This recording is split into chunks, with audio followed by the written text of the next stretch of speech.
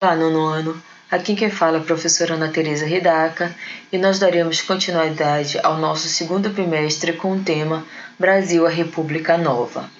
Nesse capítulo, nós vamos estudar a nova fase da República Brasileira, que teve início em 1930 e vai até 1945 e que deu fim à política do café com leite. O principal líder desse momento será estudado com Getúlio Vargas. Ele teve o governo estabelecido de 1930 até 1945. Ele vai ser considerado o pai dos pobres, ou muitas vezes a mãe dos ricos, e a gente vai ver de que forma vai ser estabelecido esse governo dele. Em 1930, ocorreriam eleições para presidente do Brasil. De acordo com a política dos governadores, Washington Luiz, representante político de São Paulo, teria que indicar um mineiro como seu sucessor. Esse mineiro era o Antônio Carlos Ribeiro de Andrada. No entanto, a crise de 29 afetou de forma direta os paulistas. Estes ficaram temporariamente sem mercado consumidor para o café e sem a possibilidade de fazer empréstimo no exterior para a manutenção da política de valorização do seu produto. Temendo que o mineiro não priorizasse a questão do café, Washington Luiz quebrou o pacto entre os estados e indicou como candidato Júlio Prestes, também do Partido Republicano Paulista. Revoltados com a quebra do acordo, os mineiros romperam com os paulistas e fizeram alianças com os políticos do Rio Grande do Sul, da Paraíba e opositores paulistas, formando a Aliança Liberal. Esse novo partido propunha uma renovação na política nacional e defendia a instituição do voto secreto e do voto feminino, a regularização da legislação trabalhista e a anistia política, ponto que interessava especialmente aos tenentistas, pois foram eles que apoiaram o golpe. Para concorrer com Júlio Prestes, a oposição lançou o gaúcho Getúlio Vargas como candidato à presidência e o paraibano João Pessoa como vice. Nas eleições, Júlio Prestes foi o vencedor. Esse fato desagradou a opinião pública e levou os integrantes da Aliança Liberal a acusar fraude eleitoral. A situação ficou ainda mais tensa quando, em julho de 1930, João Pessoa foi assassinado. Para deixar bem claro, turma, o crime ele teve uma questão pessoal, sem qualquer conotação política, mas os membros da Aliança Liberal utilizaram esse acontecimento para causar comoção nacional a favor de sua causa, como se os representantes paulistas tivessem mandado acontecer a morte do João Pessoa. No dia 3 de outubro, iniciaram-se levantes militares comandados pelos tenentes nos estados do Rio Grande do Sul, da Paraíba e de Minas Gerais. O Rio de Janeiro logo aderiu ao movimento. Washington Luiz, então, foi destituído. Diante disso, nós vamos ver que Getúlio Vargas, considerado o chefe civil do movimento, assumiu o controle do governo. Entre as suas promessas ao povo estavam a reorganização da economia, fragilizada pela crise do café, a convocação de uma Assembleia Constituinte que pudesse gerar uma nova Constituição ao Brasil e a realização de eleições para a escolha do novo presidente da República. O Vargas ele tinha garantido que sua permanência seria breve no poder, apenas com o objetivo de organizar o novo governo. O governo provisório, que foi de 30 a 34, teve como primeiro grande desafio tentar conter a crise do café, que era o nosso principal produto de exportação. Se antes estava sofrendo sucessivas quedas de preço no mercado internacional, esse produto passou a não valer quase nada.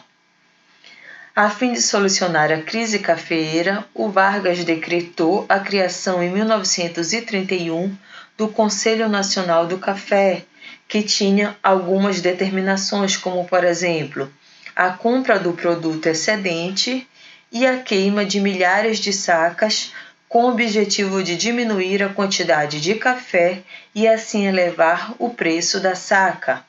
Essa estratégia já tinha acontecido, mas o Vargas fez novamente até para ganhar o apoio da elite cafeeira. O Vargas ainda estimulou a policultura e a industrialização. Também no início do seu governo, em 1930, ele tentou conciliar interesses de diferentes grupos políticos. Quais seriam esses dois grupos políticos? Os tenentes, representantes das classes médias urbanas que haviam apoiado o golpe, e a oligarquia rural cafeeira, que havia sido destituída do poder, mas que controlava a atividade econômica mais importante do país. Getúlio Vargas ainda se preocupou com o operariado, um grupo que se consolidava no cenário político nacional.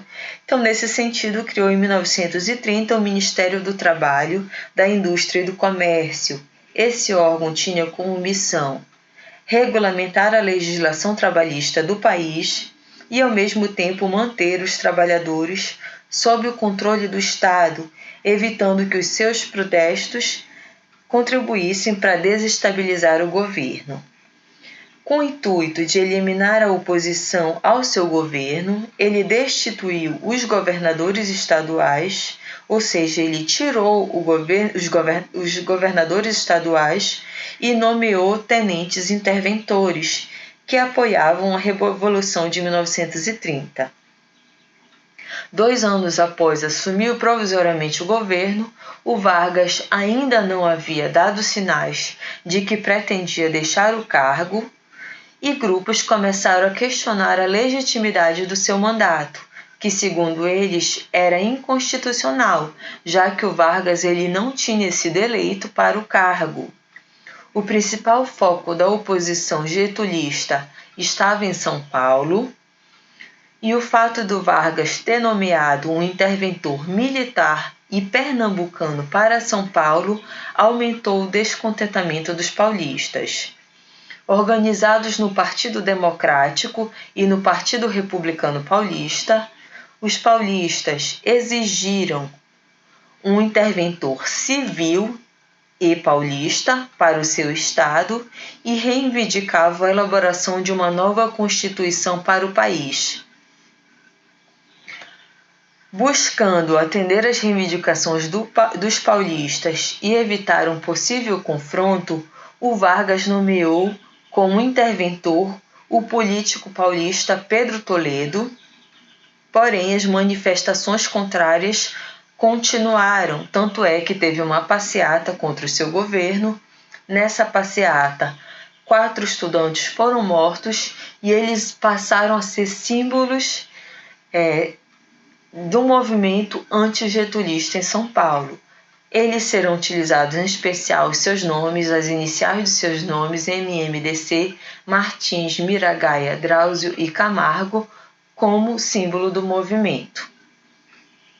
No dia 9 de julho de 1932, houve uma luta armada chamada Revolução Constitucionalista. O que aconteceu?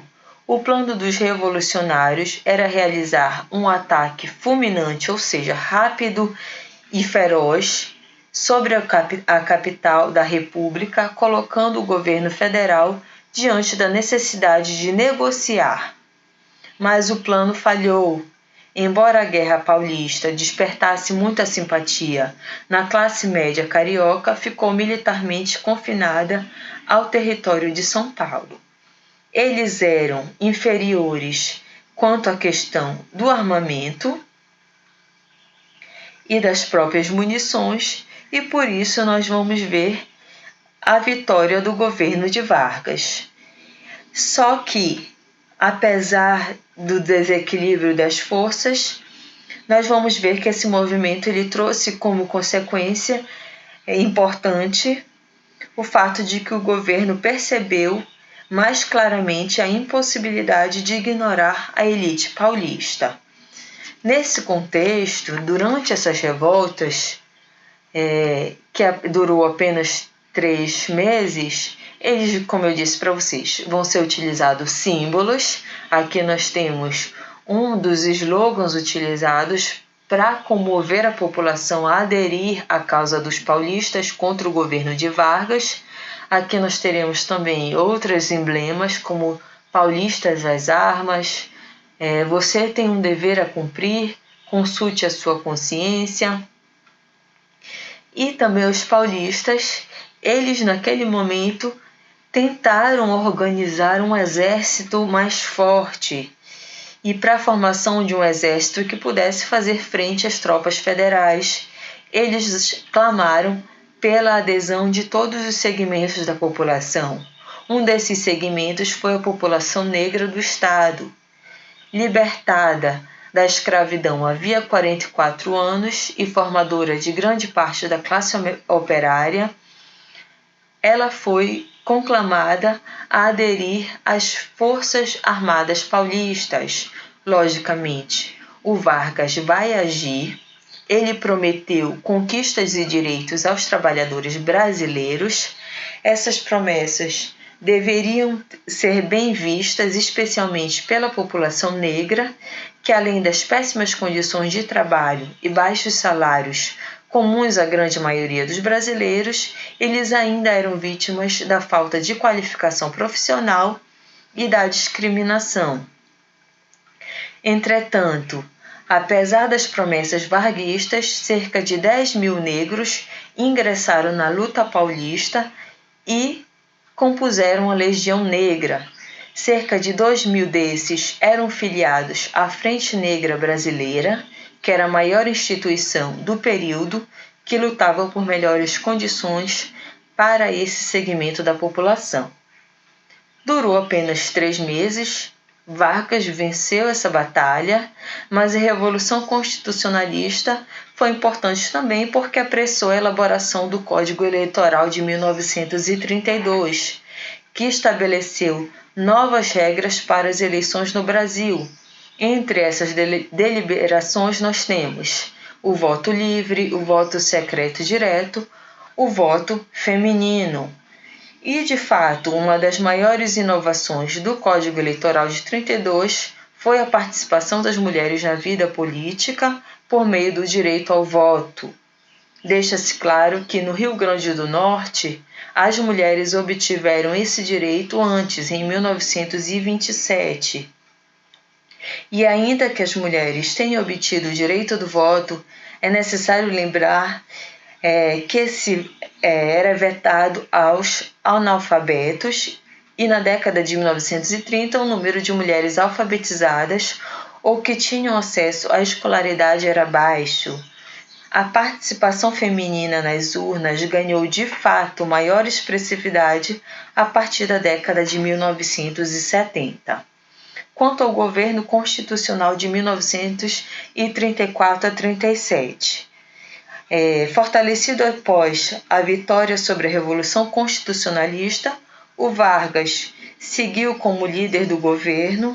Em 1933, ele realizou eleições para a formação da Assembleia Constituinte e convocou eleições indiretas para a presidência, nas quais foi eleito, dando início ao governo constitucional. Em 16 de julho de 1934, o Vargas finalmente promulgou a Constituição de 34. Essa garantiu o voto secreto e o voto feminino, eleição de representantes dos sindicatos para o cargo de deputado, com os mesmos poderes que os demais parlamentares, e incorporação de leis trabalhistas que abrangiam a proibição de diferenças salariais baseadas no gênero, idade, nacionalidade ou estado civil, estabelecimento de salários mínimos regionais, fixação de jornadas de trabalho de 8 horas, implementação do descanso semanal, férias remuneradas, indenização em caso de demissão sem justa causa e a proibição do trabalho para menores de 14 anos. Só que o estabelecimento das leis trabalhistas na Constituição não gerou mudanças imediatas na vida dos trabalhadores e, por isso, eles continuaram insatisfeitos. Durante o governo constitucional, os problemas internos e a influência do nazifascismo e do socialismo acabaram por formar dois grupos políticos, a Ação Integralista Brasileira e a Aliança Renovadora Nacional. A Ação Integralista Brasileira, criada em 1932, que se expandiu rapidamente por todo o país, Plínio Salgado, líder integralista, nutria uma grande admiração pelo fascismo italiano de Benito Mussolini, que nós estudamos na aula passada. Ele teve contato com essas ideias do fascismo e do nazismo em 1930, e os integralistas, como eram chamados, defendiam um Estado autoritário de extrema direita, combatiam o liberalismo e o socialismo, defendiam um governo altamente centralizado na figura de um líder forte e o anticomunismo, instituíam aos seus integrantes o uso de camisas verdes, o sigma como símbolo do movimento e a saudação Anauê. Além do mais, nós vamos ver que eles tinham como lema Deus, Pátria e Família, e o próprio Getúlio Vargas, a princípio, apoiou o movimento. Quando a gente fala da Aliança Nacional Libertadora, ela foi fundada em 1934, cujo crescimento nos primeiros meses foi expressivo. Em julho de 1934, já contava com cerca de 400 mil membros. O presidente de honra era Luiz Carlos Prestes, que mais na frente será preso por Getúlio Vargas. E para Vargas, a organização dos grupos de esquerda representava uma ameaça ao seu governo capitalista liberal. Buscando acabar com a oposição, declarou a ilegalidade da Aliança Nacional Libertadora, proibindo seu funcionamento. Membros radicais do partido iniciaram uma rebelião armada contra o governo de Vargas, que ficou conhecida como Intentona Comunista. Em poucas horas, ela foi reprimida pelo governo e seus principais representantes foram presos. A Intentona Comunista, no entanto, acabou beneficiando o próprio governo do Getúlio Vargas, pois deu a ele o pretexto de decretar o estado de sítio. Que era o estado de sítio? É uma situação de exceção, em que o chefe de Estado ele suspende os poderes legislativo e judiciário e ele concentra todos os poderes e o governo do país diante de uma possível ameaça. E o pretexto foi a alegação de impedir uma revolução socialista como a que ocorreu na Rússia. Em 1937, deveriam ser realizadas eleições para a presidência. Concorreriam ao cargo Armando de Salles Oliveira, apoiado pela elite cafeeira, e José Américo de Almeida, apoiado por Vargas. Mas o Getúlio Vargas apenas fingia apoiar as eleições. Ele não pretendia deixar o posto. Então veio a público e anunciou a descoberta de um plano que desejava implantar no país o socialismo, aos moldes do que foi feito na Rússia, o denominado Plano Cohen, que, segundo Vargas e seus apoiadores, era uma ameaça à segurança nacional que possibilitou o cancelamento das eleições e o fechamento do Congresso Nacional. Para deixar claro, turma, o Plano Cohen nunca existiu. Foi uma invenção do Vargas. Ele criou o medo de um possível comunismo para que fosse acatado a ideia do estado de sítio. e ele conseguiu o que queria. Em 2 de dezembro de 1937, o Getúlio Vargas decretou a dissolução de todos os partidos políticos e iniciou a ditadura, uma nova fase do seu governo denominada Estado Novo. Nós teremos o seguinte: o Estado Novo começou oficialmente em 10 de novembro de 1937. Se até então o governo do Vargas mostrava alguns sinais da sua predileção para as ideias autoritárias e anticomunistas, elas foram adotadas de maneira inconfundível no Estado Novo. Essa fase do governo varguista assumiu clara inspiração dos governos fascistas e nazistas europeus, suspendendo os partidos políticos e sufocando os opositores. A Constituição de 34 não combinava com o governo ditatorial implantado por Vargas. Foi então necessário elaborar uma nova Carta Constitucional que concentrasse poderes na figura do presidente. Por isso será estabelecida, outorgada, ou seja, obrigada, imposta a Constituição de 1937, que ficou conhecida como Polaca, semelhante à Constituição polonesa, que era bastante autoritária.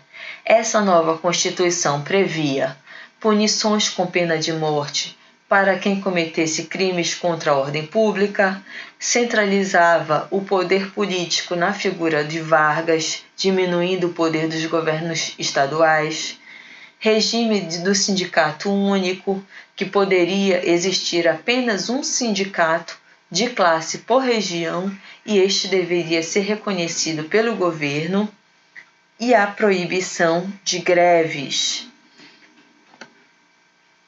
Também, para garantir o cumprimento das novas regras, foi criado o Departamento de Imprensa e Propaganda, o famoso DIP.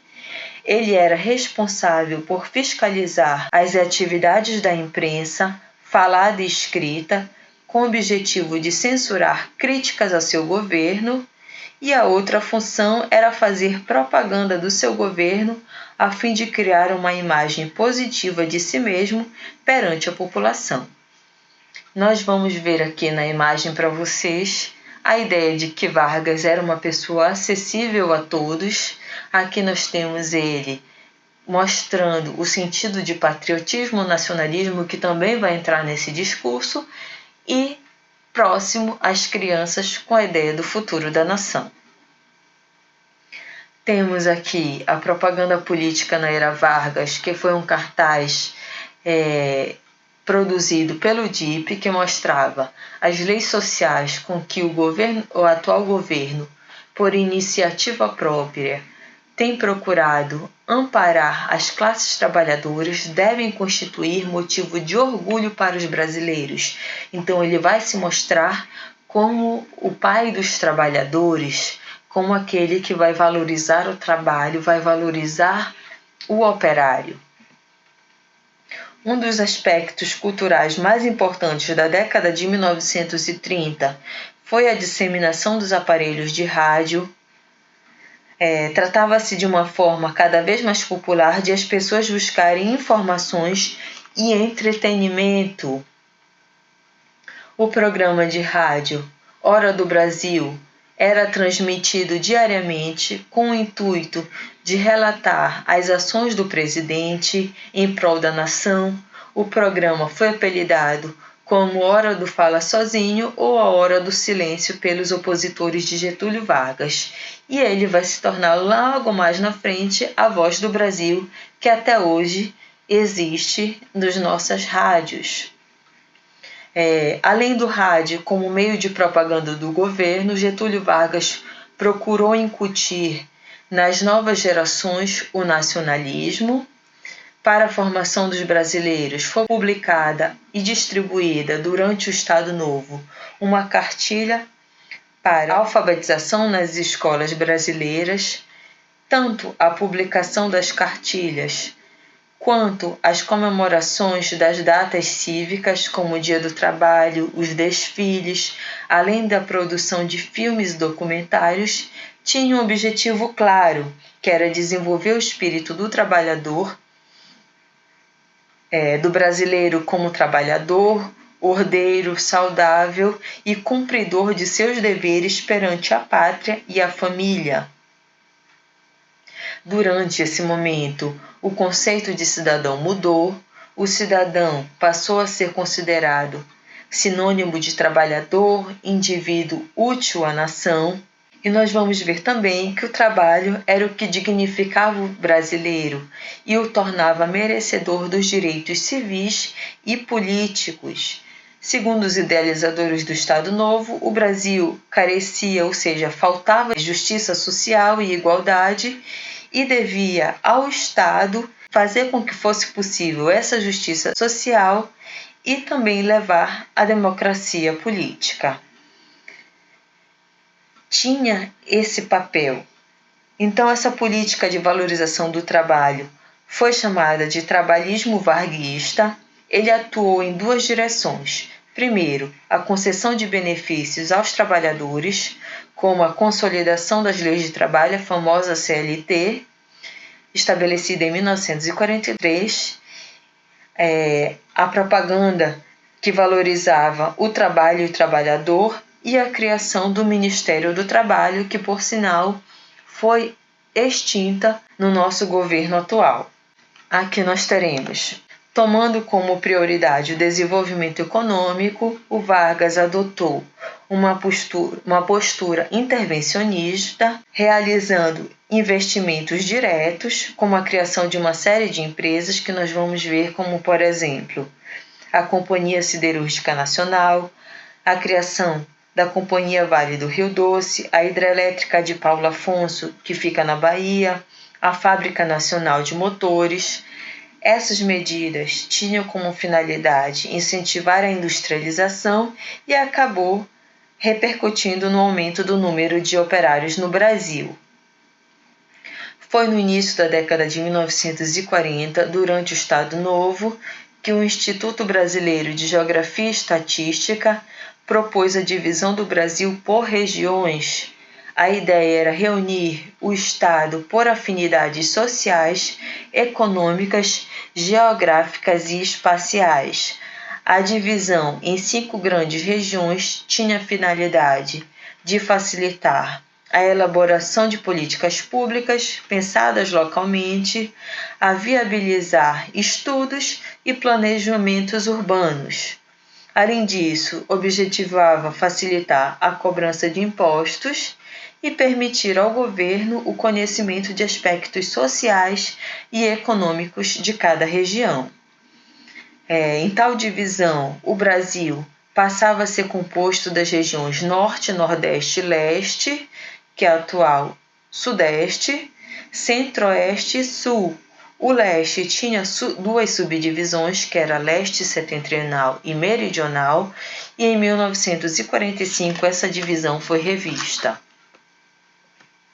Para a gente tratar sobre a posição do Brasil em relação à política externa, nós precisamos envolver o Brasil na atuação na Segunda Guerra Mundial. Vocês ainda não estudaram a Segunda Guerra Mundial, mas a gente precisa fazer esse estudo momentâneo para vocês entenderem qual foi a atuação do Vargas no Brasil. O Vargas ele se declarou neutro, apesar de sua forma política ser muito mais parecida com os governos autoritários e totalitários. O que é que vai acontecer? O conflito mundial ele teve início em 1939, com a invasão da Polônia pelas tropas nazistas. Em 7 de dezembro de 1941, os japoneses, integrantes do Eixo, eles bombardearam a base naval estadunidense e fez com que os Estados Unidos entrassem na guerra ao lado da Inglaterra, França e União Soviética. E assim iriam compor ao lado dos inimigos do Eixo. Qual era a posição do Brasil nessa situação? Ele era, de fato, importante aliado, porque ele era o maior produtor mundial de alimentos, minério em abundância e além de ter um vasto litoral voltado para o Atlântico Sul. As expectativas eram de que se o Brasil entrasse na guerra, seria aliado da Alemanha, por conta exatamente da sua forma política. Entretanto, o presidente estadunidense, o Franklin Roosevelt, ele ofereceu um grande empréstimo para a construção da Companhia Siderúrgica Nacional, o que fez com que a postura do Brasil mudasse em relação à guerra.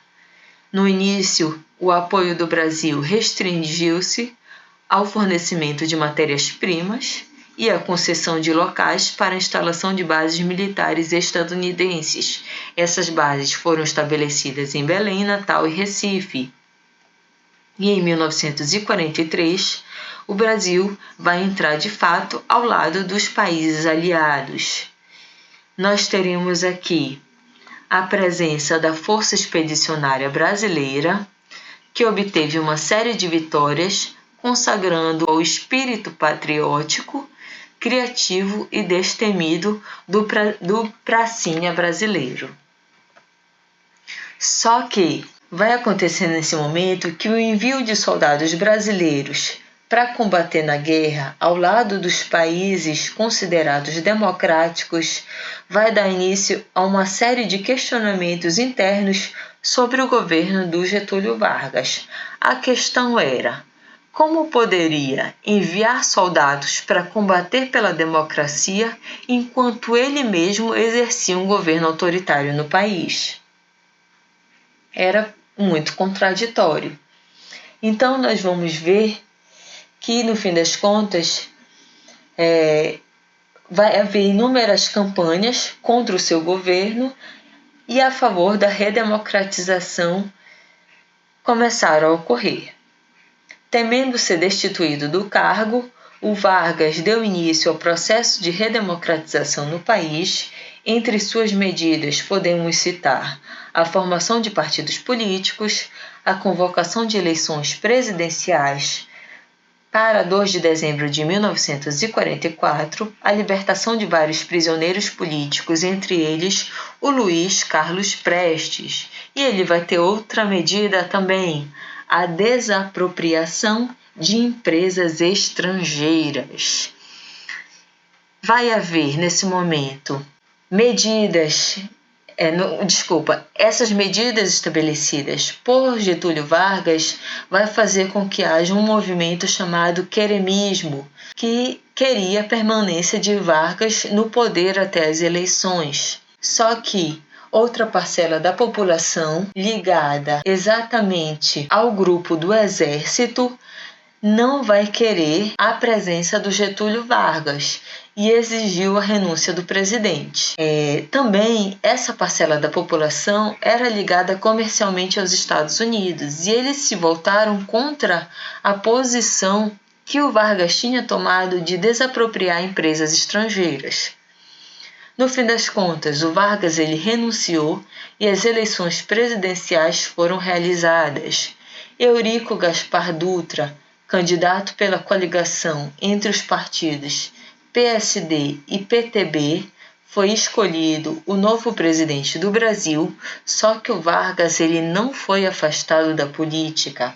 Ele foi eleito, nessa mesma ocasião, como senador do Rio Grande do Sul, cargo que ocupou até 1945. Para a gente finalizar o nosso trabalho de hoje, nós vamos falar sobre a questão dos índios. Até o momento, nós vimos que a própria Constituição tinha excluído os índios, como se eles não fossem membros do Brasil, como se eles não fizessem parte da ideia de nacionalidade brasileira. É no governo de Vargas que vai haver essa preocupação de inseri-los na nossa história, de inseri-los na nossa política. E aí nós vamos ver que o Getúlio Vargas ele estabeleceu uma política de integração nacional que objetivava o crescimento econômico no país.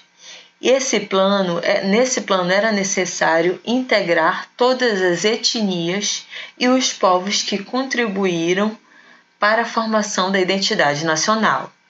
Da mesma maneira, era relevante de acordo com a política varguista, determinar e controlar todo o território brasileiro, especialmente as fronteiras. Dentro de todo esse contexto, em 1940, o Vargas realizou uma visita aos Carajá da Ilha do Bananal. Essa visita foi documentada pela DIP e tinha a finalidade de enaltecer a figura do indígena e inseri-lo no contexto social trabalhista. O programa Marcha para o Oeste foi criado com o objetivo de inserir a população sertaneja. Pelo amor de Deus, não estou falando dos cantores, eu estou falando das pessoas que vivem nos sertões e dos indígenas no contexto brasileiro, especialmente das regiões Norte e Centro-Oeste. Ele promoveu o enaltecimento dos indígenas como parte valorosa, guerreira e heróica da nossa população. Foi criado o Conselho Nacional de Proteção aos Índios, dirigido pelo Marechal Cândido Rondon, e durante esse período as comemorações do Dia do Índio, 19 de abril, instituída em 1934, foram intensificadas. Museus e centros culturais sobre as populações indígenas foram criados em diversas partes do país. Tudo isso tentava mostrar a valorização do índio. Qual foi o ponto negativo, o ponto de crítica dessa situação? Que, no fim das contas, essa política obrigou esses grupos a aderir aos projetos de integração sem levar em conta os desejos e a cultura desses povos.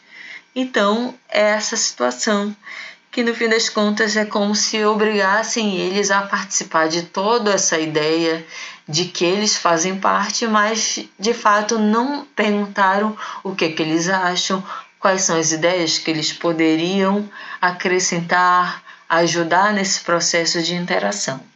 Turma, essa aula foi um pouco mais extensa, mas espero que vocês estudem, que vocês entendam esse novo conhecimento. Nós vamos encerrar por aqui essa aula. Façam a trilha, façam as atividades do livro e continuem ali no processo de estudos. Boa sorte e obrigada. Até a próxima.